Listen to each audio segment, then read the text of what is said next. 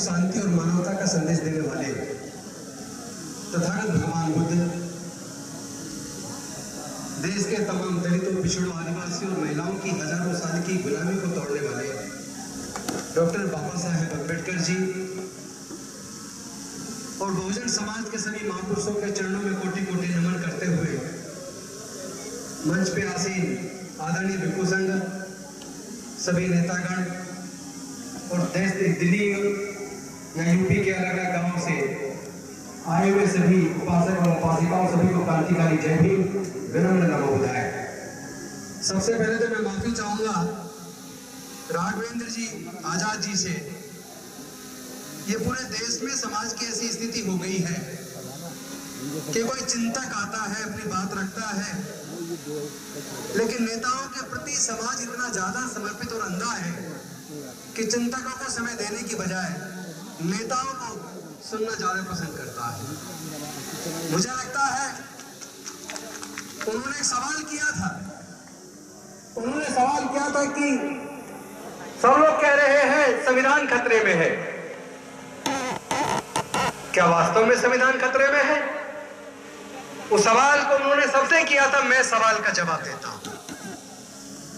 वास्तव में आज वो संविधान जिसने हमें ना केवल इंसानियत का दर्जा दिया, वो संविधान जिसने हजारों साल की गुलामी को तोड़कर तमाम दलितों, पिछड़ों, आदिवासियों, महिलाओं सभी को समानता का अधिकार दिया, बराबरी का अधिकार दिया, आगे बढ़ने का अधिकार दिया, शिक्षा का अधिकार दिया, वो संविधान वास्तव में खतरे में है। क्योंकि जो बात आपने बताई वो केवल एक बात नहीं कही थी 25 नवंबर 1949 को, उन्होंने दो बात बड़ी महत्वपूर्ण कही थी, वो मैं दोबारा बताता हूं। एक आपने बताई, मैं उसे एक को भी बताऊंगा और दूसरी भी बताऊंगा। उन्होंने कहा था जिस दिन भारत धर्म को देश से ऊपर मान लेंगे, उस दिन देश अपनी आजादी खो देगा। और अगर देश अपनी आजादी खो देगा तो फिर संविधान कहां बचेगा? इसलिए संविधान खतरे में है। दूसरी एक बात और कही थी उन्होंने, जिस दिन भारत के लोग किसी नेता के प्रति इतने अंधे हो जाएंगे कि वो नेता उन्हीं के अधिकारों को छीन रहा होगा, तब भी वो उसी नेता का गुणगान कर रहे होंगे, उस दिन भारत के लोग अपनी आजादी खो देंगे। आज वास्तव में, और अगर इसके लिए कोई जिम्मेदार है, मैं इसके लिए देश की जनता को जिम्मेदार नहीं मानता। मैं इसके लिए देश के गरीबों को, पिछड़ों को, दलितों को, आदिवासियों को, इनको दोषी नहीं मानता। मैं इसके लिए दोषी उन लोगों को मानता हूं जिनके लिए संविधान तो कहता है ये जनता के सेवक है, ये जनता के नौकर हैं। चाहे कोई जिलाधिकारी हो, चाहे कोई ग्राम प्रधान हो, चाहे कोई एमएलए हो, चाहे कोई एमपी हो, चाहे कोई मंत्री हो, चाहे कोई प्रधानमंत्री हो, चाहे कोई मुख्यमंत्री हो, चाहे कोई राष्ट्रपति हो, संविधान के हिसाब से वो जनता का सेवक है, जनता का नौकर है। लेकिन जब कुर्सी आ जाती है, उससे कुर्सी के मिलने से पहले वो घर घर वोट मांगने जाता है, तो झुग्गी में आकर भी हाथ जोड़ के कहता है मैं आपका नौकर हूं, आप मुझे अपना वोट दीजिए, मुझे जिताइए, मैं तुम्हारा ध्यान रखूंगा, मैं देश के संविधान की रखवाली करूंगा, मैं तुम्हारे हक अधिकार की सुरक्षा करूंगा। लेकिन जब आप लोग अपना वोट उसे दे देते हो और वो जीत के संसद के अंदर या विधानसभा में चला जाता है, मंत्री बन जाता है, मुख्यमंत्री बन जाता है, प्रधानमंत्री बन जाता है, उसके बाद वो कहता है कि मैं मालिक हूं, और जनता भी कहती है कि हाँ तुम मालिक हो। जिस दिन जनता इस बात को मान लेगी कि संविधान ने उसको तुम्हारा नौकर बनाया है, नौकर से काम लिया जाता है, उसको सर पर नहीं बिठाया जाता। आप लोग हमारे गर्दन पे इतनी माला डाल देते हो, इतनी माला डाल देते हो कि हमारी गर्दन अगर जाती है, हम नीचे झुक के जनता की तरफ देखते रहते हैं। नेताओं के गले में माला डालना बंद करो। वो कौन लोग हैं जिन लोगों ने हजारों साल तक हमारे लोगों को गुलाम बना के रखा? वो कौन लोग हैं जिन्होंने हजारों साल तक हमारे लोगों के पढ़ने लिखने पर धार्मिक बंदिश लगा के रखी?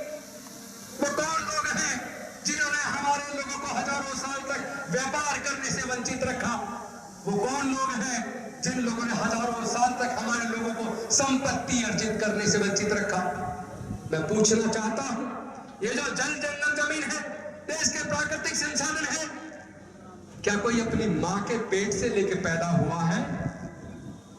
तो खेत की जमीन है, जो नदियां हैं जहां से उत्खनन होता है, पहाड़ों से उत्खनन होता है, जंगल से उत्खनन होता है, खेत से फसल उगाकर लोगों का पेट भरते हुए, उससे भी तो उत्खनन होता है, इससे लाखों करोड़ रुपया पैदा होता है।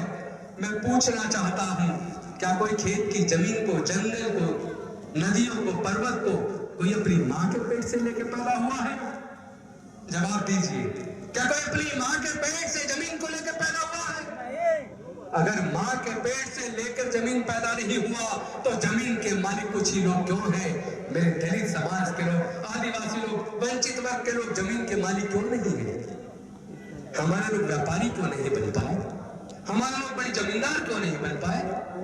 अरे जब आप धर्म के द्वारा बंदिश लगा दोगे कि देश में दलितों को, शूद्रों को, आदिवासियों को, महिलाओं को इन्हें पढ़ने का अधिकार नहीं है, इन्हें व्यापार का अधिकार नहीं है, इन्हें संपत्ति का अधिकार नहीं है, तो फिर हमारे लोग व्यापारी कैसे बनते? हमारे लोग इसी वजह से हजारों साल तक पिछड़े रह गए। आप लोगों को शायद ये नहीं पता, जब संविधान सभा के अंदर इस बात पर चर्चा शुरू हुई कि अब अंग्रेज जाने वाले हैं, हमें अपनी सरकार चुननी है, तो वोट का अधिकार किस किस को मिलना चाहिए? मुझे नहीं पता कितने लोगों ने इस इतिहास को पढ़ा है।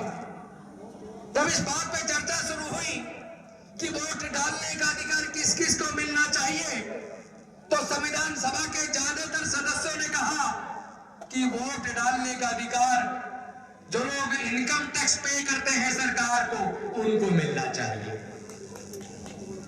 दूसरी श्रेणी जो लोग बड़े जमींदार हैं, उनको वोट का अधिकार मिलना चाहिए। और तीसरी श्रेणी जो लोग ग्रेजुएट हैं, उनको वोट का अधिकार मिलना चाहिए। सोच के देखो, अगर डॉक्टर बाबा साहेब अम्बेडकर उस वक्त चुप रह जाते और उस संविधान सभा की उस मीटिंग के अंदर उनकी उस बात को मान लेते, तो भारत के अंदर जो इनकम टैक्स पे करते हैं, जो बड़े जमींदार हैं और जो ग्रेजुएट हैं, केवल उन लोगों को वोट का अधिकार मिलता, यानी भारत में केवल 5% लोगों को वोट का अधिकार मिलता। 5 को क्यों? क्योंकि भारत में महिलाओं को पढ़ने का अधिकार नहीं था, संपत्ति का अधिकार नहीं था, इसलिए भारत की महिला ग्रेजुएट नहीं हो पाई, इसलिए भारत की महिला व्यापारी नहीं हो पाई, इसलिए भारत की महिला जमींदार नहीं हो पाई, क्योंकि उनको तो एंसेस्ट्रल प्रॉपर्टी में, जमीन में भी हिस्सा नहीं मिलता था। देश के जो वंचित वर्ग के लोग हैं, दलित हैं, आदिवासी हैं, पिछड़े वर्ग के लोग हैं, जिन्हें शूद्र कहते थे, उनको मनुस्मृति में लिखकर उनके पढ़ने पर धार्मिक बंदिश थी, व्यापार करने पर धार्मिक बंदिश थी, संपत्ति अर्जित करने पर धार्मिक बंदिश थी। इसी वजह से ना तो वो ग्रेजुएट बन पाए, ना वो व्यापारी बन पाए, ना वो जमींदार बन पाए, और व्यापारी नहीं बन पाए तो इनकम टैक्स पे ही कहां से बनते हैं? इसका मतलब संविधान सभा के सदस्य उनको वोट देने का अधिकार देना नहीं चाहते थे। लेकिन बड़ा है डॉक्टर बाबा साहेब अम्बेडकर, तुमने अपने 4 बच्चों को खोया, 5 में से 4 बच्चे गंवा दिए। जवानी में अपनी पत्नी माता रमाबाई को गंवा दिया, उसके बाद पूरा जीवन जलाकर हमारे जीवन में प्रकाश पैदा कर हमारी हजारों साल की गुलामी तोड़कर डॉक्टर बाबा साहब अम्बेडकर जी ने उसी संविधान सभा में कहा कि भारत में वोट का अधिकार हर किसी को समान रूप से मिलेगा, चाहे अमीर हो या गरीब हो, किसी भी जाति का हो, पढ़ा लिखा हो या अनपढ़ हो, व्यापारी हो या किसान हो या मजदूर हो, सबको वोट का अधिकार बराबर मिलेगा। 1 मैन 1 वोट, 1 वोट 1 वैल्यू। हर किसी को 1 वोट और सबकी वोट की कीमत बराबर। लेकिन हमने क्या किया? डॉक्टर बाबा साहब अम्बेडकर ने तो हमें वोट का अधिकार इसलिए दिया था ताकि हम अपने ऐसे प्रतिनिधि चुने जो संसद विधानसभाओं में तो जाए, लेकिन वहां जाकर समाज की आवाज बने। क्योंकि उन्होंने जो पृथक निर्वाचन क्षेत्र मांगा था, आपको सबको पता होगा, राउंड टेबल कॉन्फ्रेंस में वो लंदन गए और 3 राउंड टेबल कॉन्फ्रेंस के माध्यम से अंग्रेजों की सरकार को उन्होंने इस बात को मानने के लिए मजबूर कर दिया कि देश में अछूतों को डबल वोट का अधिकार मिलना चाहिए। एक अधिकार तो दलितों के प्रतिनिधि जीत कर जाएंगे, उनको दलित ही वोट डालेगा। उस वक्त दलित यूज नहीं करते थे, अछूत यूज करते थे, अप्रेसिव यूज करते थे। यानी उन्होंने कहा था कि अछूतों के प्रतिनिधि को अछूत ही वोट डालेगा, लेकिन जो जनरल आदमी चुनाव लड़ेगा उसको भी वो वोट डालेगा, यानी उसको डबल वोट का अधिकार होगा। अंग्रेजों ने उस बात को मान लिया था और ये अधिकार केवल भारत में अछूतों को नहीं दिया था, अंग्रेजों ने अल्पसंख्यकों को भी ये सेपरेट दिया था, पृथक निर्वाचन का अधिकार मिला था। लेकिन गांधी जी अनशन पर बैठ गए और उन्होंने कहा कि अगर इनको डबल वोट का अधिकार मिलेगा, अगर इनको पृथक निर्वाचन क्षेत्र मिलेगा, तो मैं अन्न जल सब त्याग कर अपनी जान दे दूंगा। वो अनशन पर बैठ गए और जैसे जैसे उनकी स्थिति बिगड़ने लगी, वैसे वैसे डॉक्टर बाबा साहब अम्बेडकर जी पर इस बात का दबाव बढ़ने लगा कि आप गांधी जी से समझौता कर लो, आप पृथक निर्वाचन क्षेत्र की मांग को छोड़ दो, इसके बदले में हम तुम्हें रिजर्वेशन दे देंगे, तुम्हारे समाज के लिए पढ़ने लिखने के क्षेत्र में रिजर्वेशन दे देंगे, तुम्हारे लोगों के लिए नौकरी में रिजर्वेशन दे देंगे, तुम्हारे लोगों के लिए राजनीति में एमपी एमएलए बनने के लिए रिजर्वेशन दे देंगे, लेकिन ये मांग त्याग दो। डॉक्टर बाबा साहब अम्बेडकर ये जानते थे, अगर ये मांग मैंने त्याग दी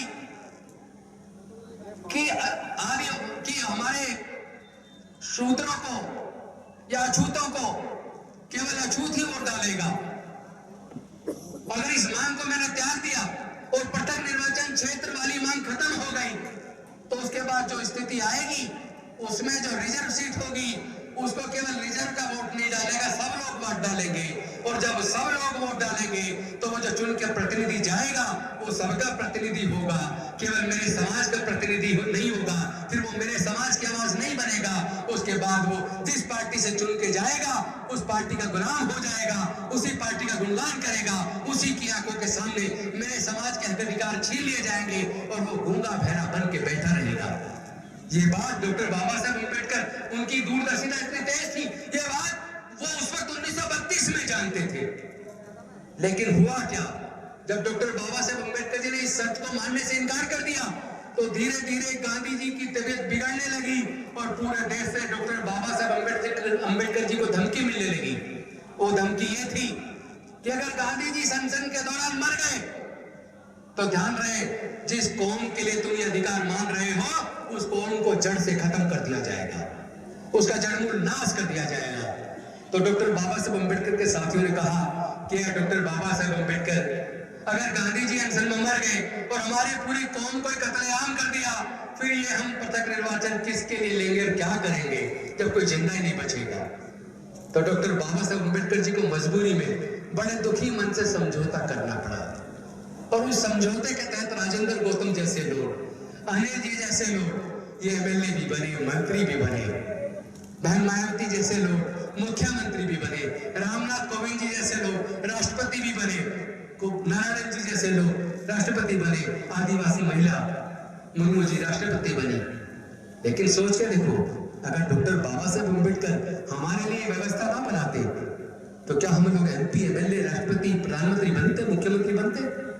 जिन लोगों ने हजारों साल तक हमें पढ़ने नहीं दिया, क्या वो हमें अपना नेता स्वीकार करते? लेकिन हमसे भी एक बहुत बड़ी गलती हो गई, हम लोग ये भूल गए कि ये वोट का अधिकार कितने मुश्किल से डॉक्टर बाबा साहब अम्बेडकर जी ने हमें दिया है।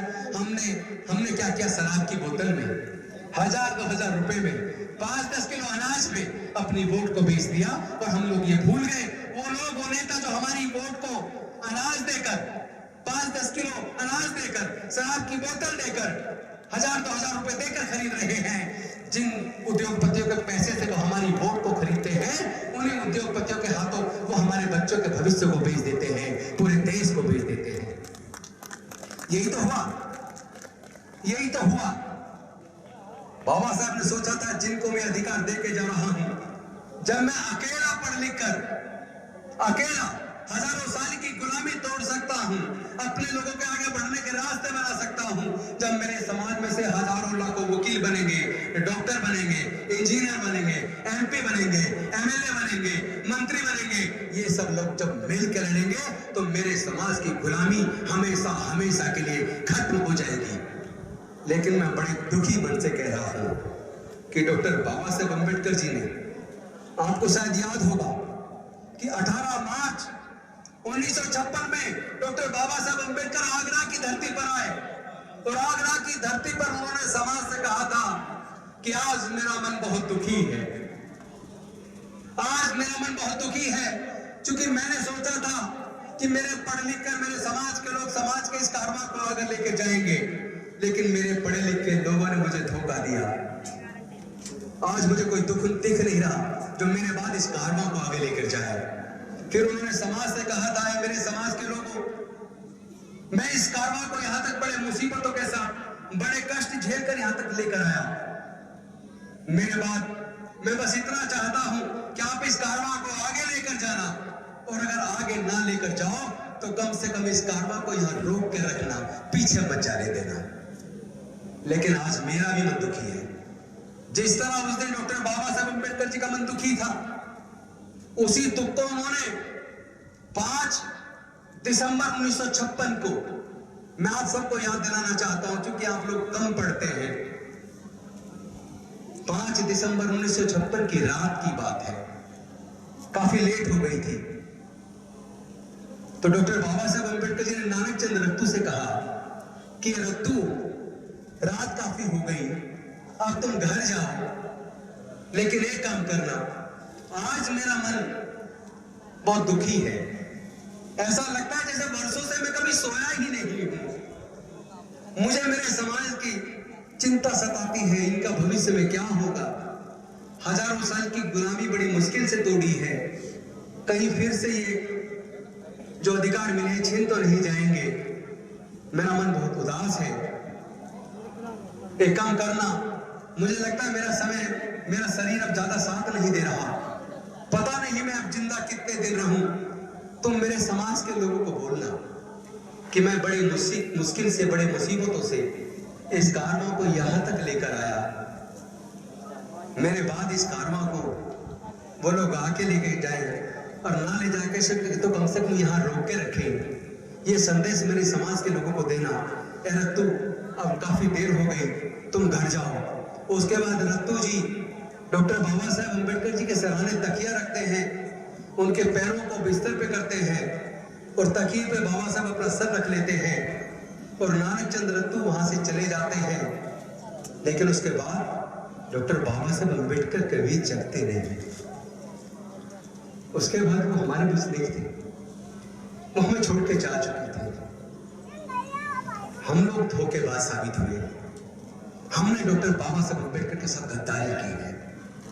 अगर हम वफादार होते तो वही तथागत बुद्ध का धम्म, जिसको संत गुरु रविदास जी ने, संत कबीरदास जी ने, उसी विचारधारा को जो जाति के खिलाफ थी, जो मानवता को मानती थी, उसी विचारधारा को आगे बढ़ाया। उन्होंने अंधविश्वास, पाखंडवाद को से दूर रहने की बात की। हमने अपने महापुरुषों की बात को नहीं माना।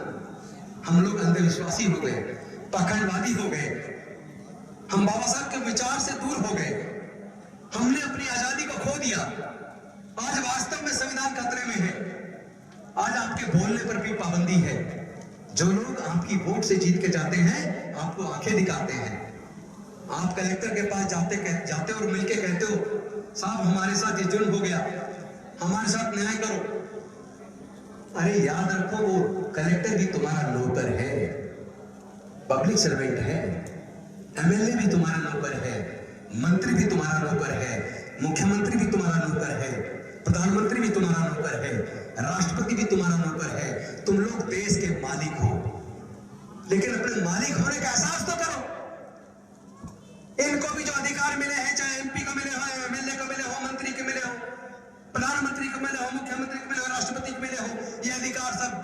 बाबा साहब के बनाए संविधान से मिले हैं।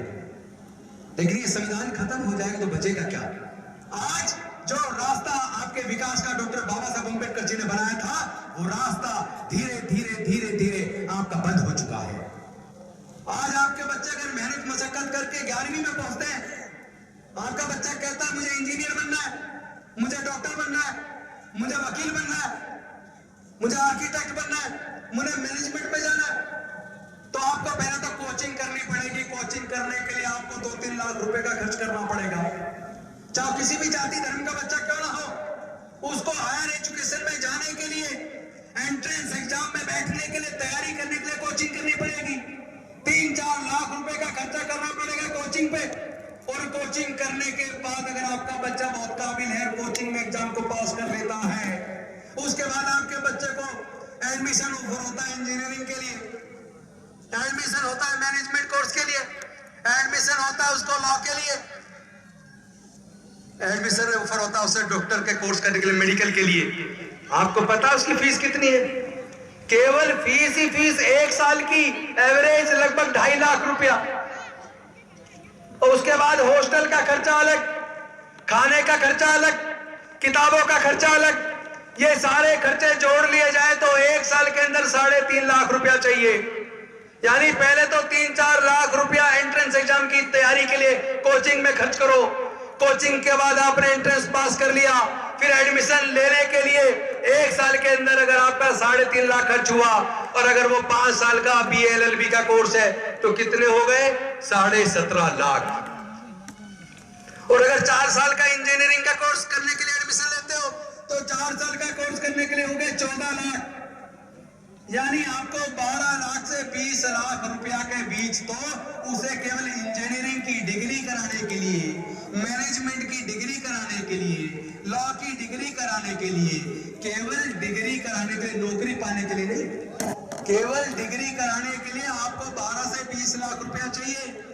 और अगर IIM से MBA करने जाता है एग्जाम पास करके, तो 50 लाख रुपया 2 साल की मैनेजमेंट की डिग्री लेने के लिए चाहिए।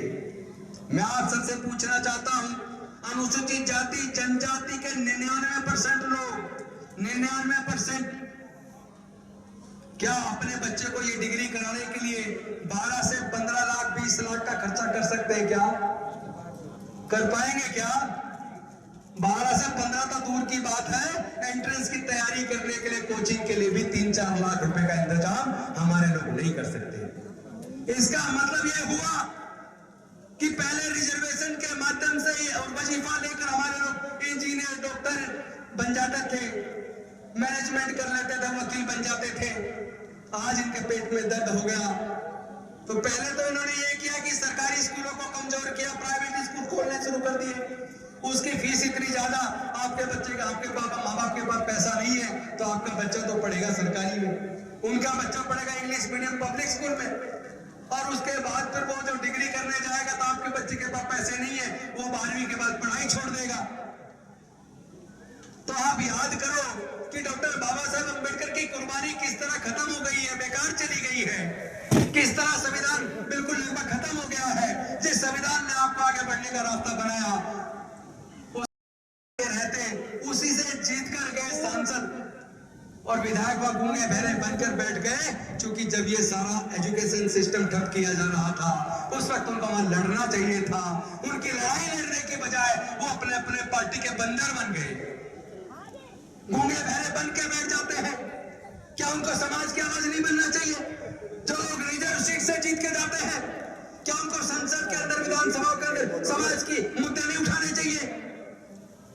तो हमारे लोग तो समाज को भी धोखा दे रहे हैं, डॉक्टर बाबा साहब अम्बेडकर को भी धोखा दे रहे हैं। वो तो गुलाम हो गए और खुद तो गुलाम हुए, उन्होंने पूरे समाज को गुलाम बना दिया। कहते हैं तुम्हारे पास मेरिट नहीं है। मैं अपनी बात को खत्म करूंगा क्योंकि मंत्री जी को भी शायद किसी प्रोग्राम में जाना, तो मैं सिर्फ एक बात कह के छोटा करूंगा, फिर कभी मौका मिलेगा तो विस्तार से चर्चा करेंगे। एक समय था जब लोग पढ़ाई की वैल्यू समझते थे और पढ़ाई को महत्व देके उसको पढ़ के अपना आगे का रास्ता बनाया करते थे। लेकिन आज हालात बहुत खराब है, और हालात उसके बाद और ज्यादा खराब कब हो रहे हैं? क्योंकि कुछ लोग हमारे ऊपर ये क्वेश्चन मार्क करते हैं कि तुम्हारे पास मेरिट नहीं है। मैं पूछना चाहता हूं, जब भारत आजाद होने वाला था, संविधान लिखने की बात आई, तो भारत का संविधान भी डॉक्टर बाबा साहब अम्बेडकर जी ने लिखा और पाकिस्तान का संविधान जोगिंदर नाथ मंडल ने लिखा। दोनों ही तो हमारे समाज के थे। तो मेरिट हमारे लोगों के पास है, तभी तो हमने बनाया। आप एकलव्य की बात करते हो, उसने तो किसी गुरु से शिक्षा नहीं ली, फिर भी वो दुनिया के सबसे धनुधर बने। लेकिन वहां हर जगह कोई ना कोई द्रोणाचार्य बैठा है जो अंगूठा काटने का काम करता है। एकलव्य का अंगूठा केवल उस वक्त नहीं कटा, आज भी हमारे जैसे एकलव्य का अंगूठा काटा जाता है। जो समाज की बात करेगा, जो समाज के अधिकार के लिए लड़ेगा, उसका अंगूठा काट लिया जाता है। लेकिन अंगूठा कटने की परवाह मत करना। और वो लोग जो मेरिट की बात कर रहे हैं, उन मेरिट वालों से मैं चैलेंज करके कहना चाहता हूं, जो मेरिट हमारे पास है वो तुम्हारे पास नहीं है। हमारे पास तो पैदाइशी इंजीनियर है, हम लोग पैदाइशी मरे हुए जानवर की खाल उतार के गला के कलर करके उसी से जूते बना देते हैं, उसी से बेल्ट बना देते हैं, उसी से जैकेट बना देते हैं, उसी से कैप बना देते हैं, उसी से बैग बना देते हैं, उसी से पर्स बना देते हैं। तो ये काबिलियत तो हमने मां के पेट से पैदा होते ही अपने माँ बाप से सीख ली। और आप कहते हो तुम्हारे अंदर मेरिट नहीं है। इस देश में जितने प्रकार की फसलें उगती हैं, उन खेतों का मालिक कोई भी हो, पर उस खेत में जो फसल उगाने का मजदूर के तौर पर काम करता है, वो मेरा आदिवासी, दलित, पिछड़ा, वंचित समाज का आदमी करता है। तो फसल उगाने का काम भी हम करते हैं।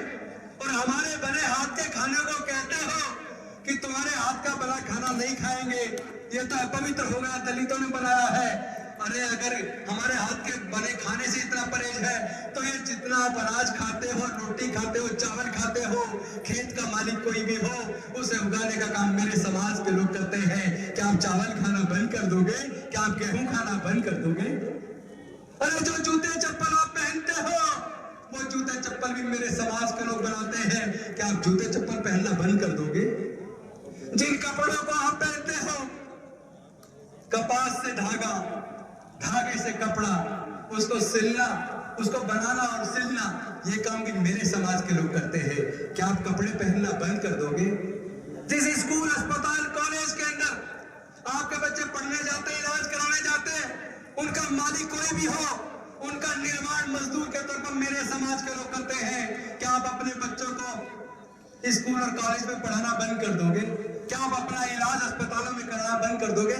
वो भी तो मेरे खून पसीने से बना है, वो पवित्र हो गया। क्या क्या क्या छोड़ोगे आप? और तो और जिस मंदिर में जाकर जिस भगवान की पूजा आप करते हो, पत्थर को तराश कर मूर्ति बनाने का काम भी मेरे समाज के लोग करते हैं।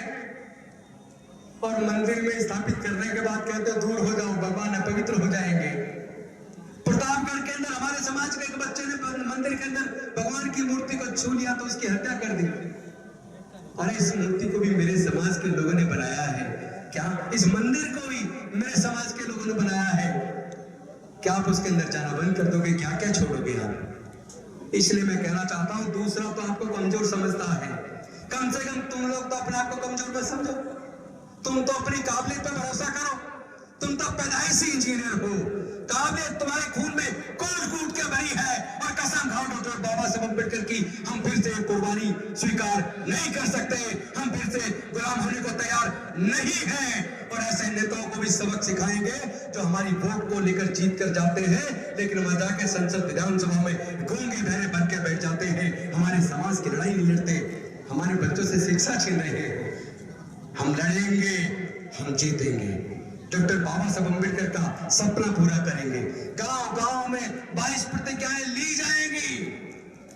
गांव गांव में लोग चाट जाएंगे, जिस दिन जान जाएंगे हमारे पूर्वज बौद्ध थे, बौद्ध धर्म भारत से पूरी दुनिया के अंदर गया, पूरे भारत को पूरी दुनिया में बौद्ध धर्म ने गौरवान्वित किया। हम लोग गौरवशाली हैं कि हमारे पूर्वज बौद्ध थे। तो जब हमारे पूर्वज बौद्ध थे तो फिर हम गुलाम क्यों? सोच के देखो, आप अपने घर से घर निकले और चलते चलते रास्ता भटक गए, भटकने के बाद कहीं दूर चले गए, फिर आपकी याददाश्त भी चली गई। क्या आप कभी अपने घर वापस लौट सकते हो? नहीं लौट सकते ना। लेकिन अगर आपकी याददाश्त वापस आ जाए, आपको अपने घर का रास्ता वापस याद आ जाए, तो आप अपने घर आओगे या नहीं आओगे? जरूर आ जाएंगे। आओगे नहीं आओगे? आवांगे। आएंगे ना? तो जब आज आपको पता चल गया आपके पूर्वज बौद्ध थे और आप इस भारत के मालिक थे, सम्राट अशोक के टाइम में म्यांमार से लेके ईरान तक भारत बौद्ध में था, तो वापस अपने बुजुर्गों की सांस्कृतिक विरासत को बचाने संवारने का काम करो। बुद्ध के धर्म में हम सब आएंगे, अपने समाज को गौरवशाली राष्ट्र के रूप में, भारत के रूप में निर्मित करेंगे। इन्हीं शब्दों के साथ मैं अपनी वाणी को विराम देता हूँ। बहुत बहुत धन्यवाद। नमो बुद्धाय। जय भीम, जय जोहार, जय जय जय जय जय भीम।